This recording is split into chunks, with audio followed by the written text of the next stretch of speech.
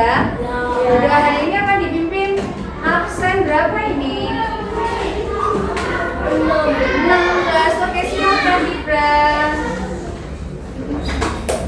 Persiapan berdoa, tangannya dilipat di atas meja, kepalanya menunduk, mulutnya hanya untuk berdoa.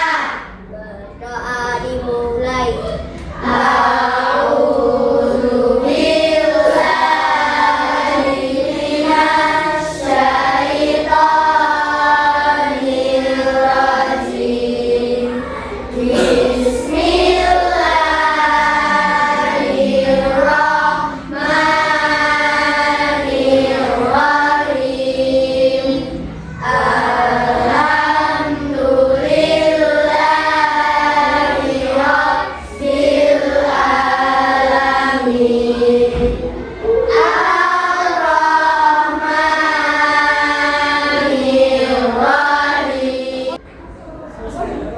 Berdoa selesai.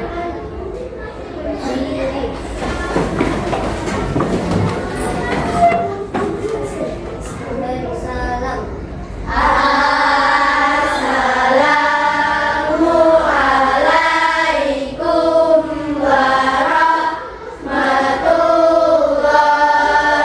warahmatullahi wabarakatuh. Waalaikumsalam warahmatullahi wabarakatuh. Teman-teman, marilah kita menyanyikan lagu wajib nasional, yaitu Tanah Airku.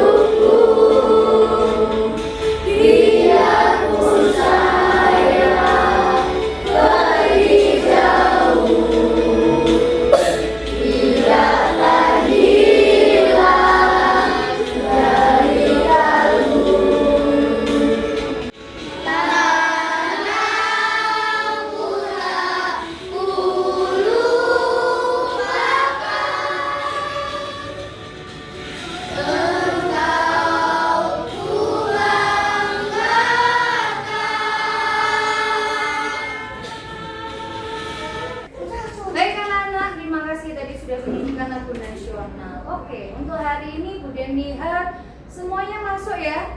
Tidak ada yang izin. Wah, luar biasa sekali. Tepuk tangan untuk pasti. Anak-anak, minggu lalu kalian sudah belajar tentang berpikir komputasional. Siapa yang masih ingat apa sih maksudnya berpikir komputasional itu?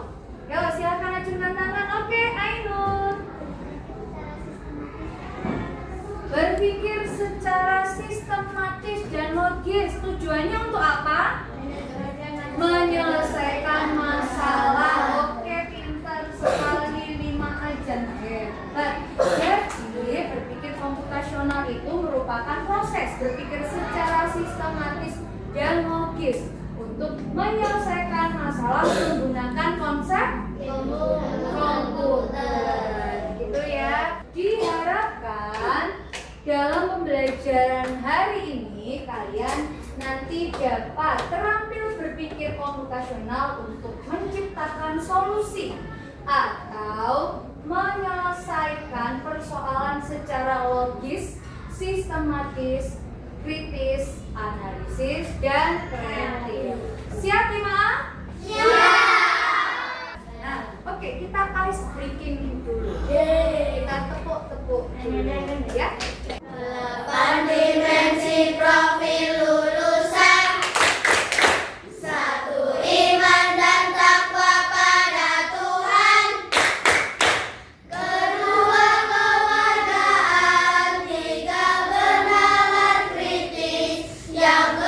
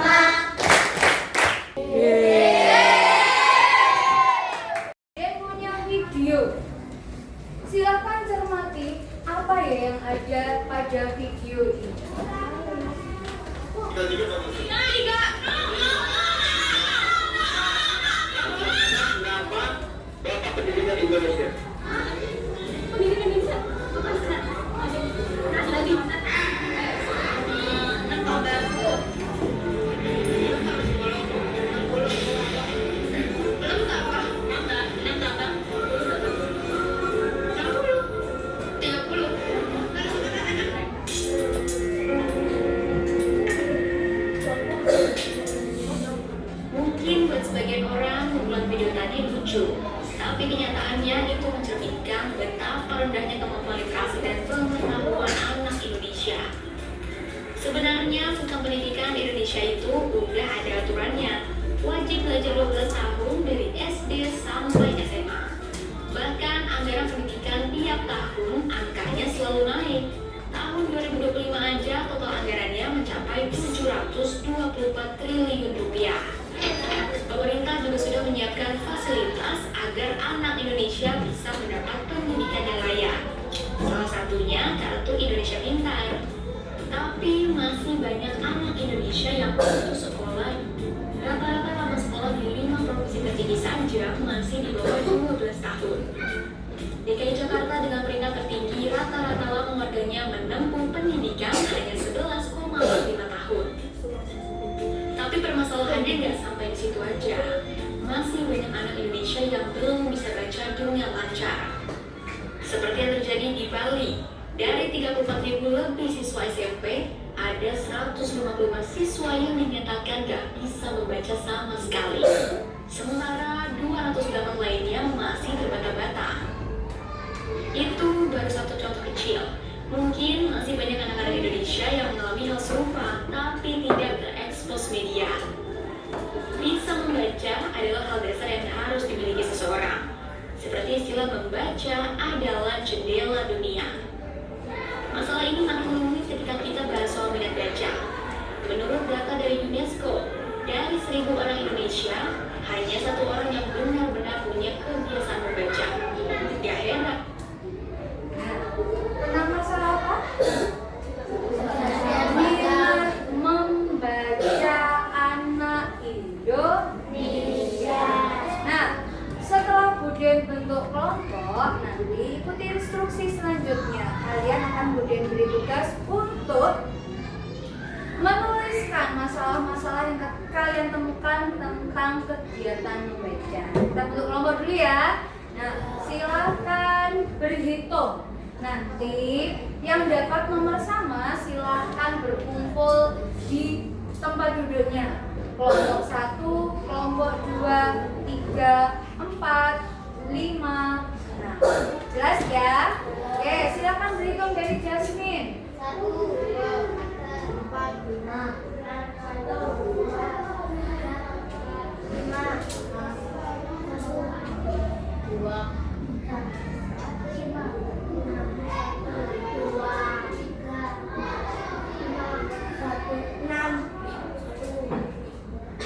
Oke, silahkan berkumpul. Kelompok 1, kelompok 2, 3, 4, 5. Sampai sini. Nah, Buden akan membagikan sticky note warna ini. Silakan diskusikan dengan temanmu tentang apa sih yang membuat kalian itu tidak mau membaca, tidak suka membaca, atau waktu diberi tugas membaca lebih memilih melakukan yang lain. Misalnya bosankah, atau kalian merasa lama sekali membaca buku. Nah, silahkan tuliskan di sini. Kemudian untuk kelompok yang sudah menemukan 5 alasan kalian tidak suka membaca atau apa yang kalian rasakan saat membaca, silakan dikumpulkan atau ditempelkan di sini. Kira-kira Buden menggunakan prinsip komputasional yang mana ya? Kalian mencari apa sebabnya kalian tidak suka membaca. Masuk prinsip apa? Masuk prinsip dekomposisi. Kamu biasanya masih lagi.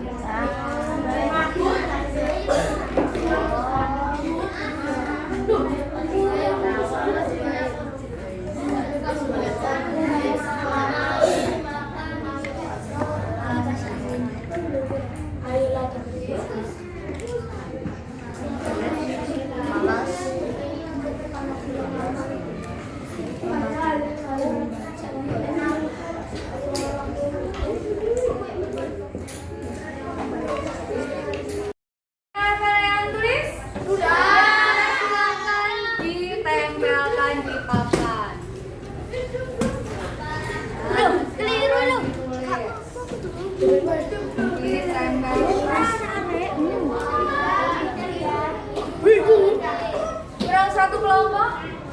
Lagi? Siapa yang belum?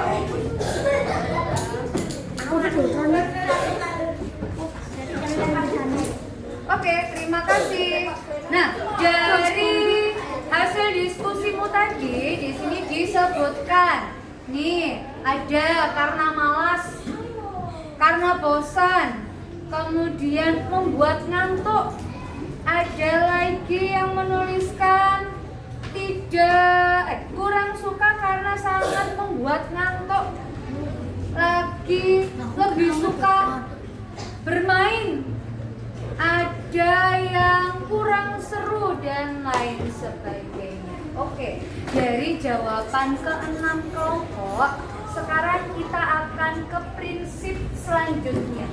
Nah, silahkan secara bergantian nantinya kalian mengamati hasil dari yang dituliskan temanmu, kemudian tulis yang paling sering dijawab oleh temanmu itu bagian apa. Jelas? Oke, silakan dibaca.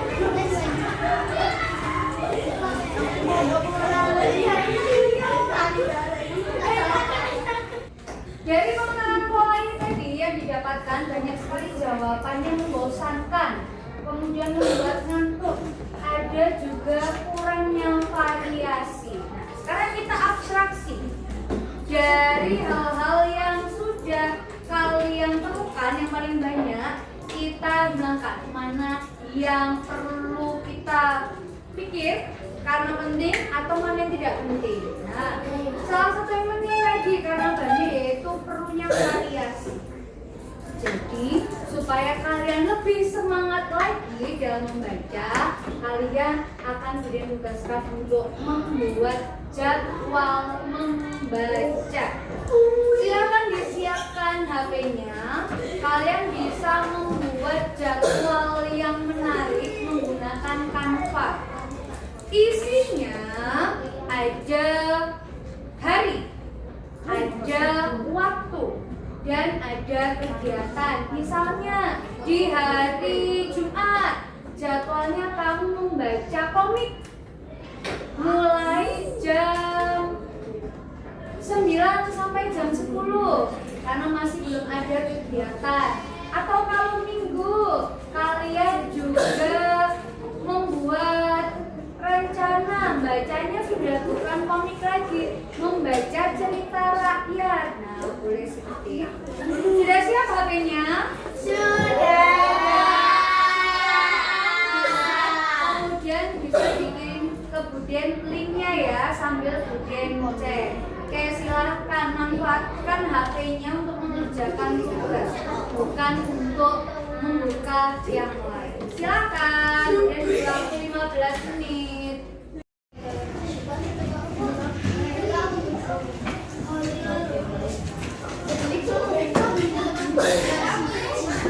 Waktunya kalian untuk presentasi hasil jadwal yang sudah kalian buat di Canva. Yang pertama, kelompok 6 silakan, dan tadi sudah mengirimkan linknya untuk mempresentasikan.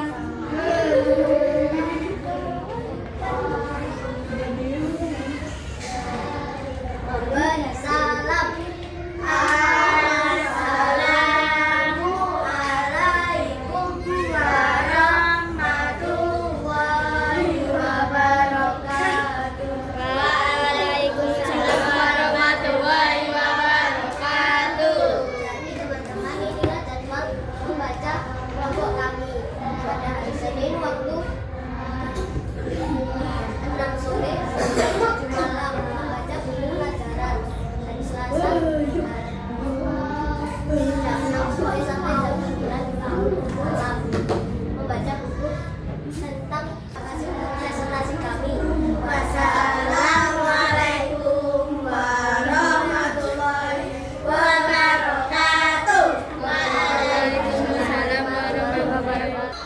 Tadi kalian sudah belajar untuk membuat jadwal membaca.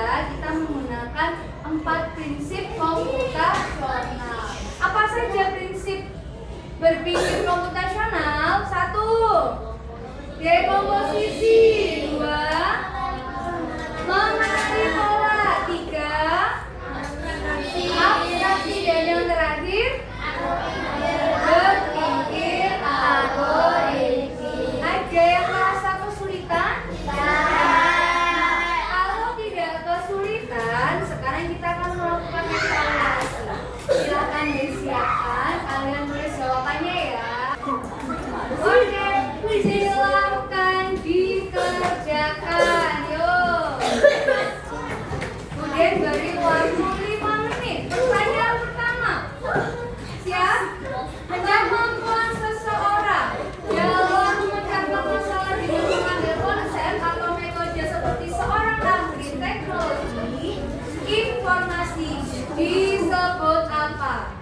Yang pertama, computational thinking, artificial intelligence, augmented reality, atau business intelligence. Silakan dijawab. Gimana perasaan kalian hari ini?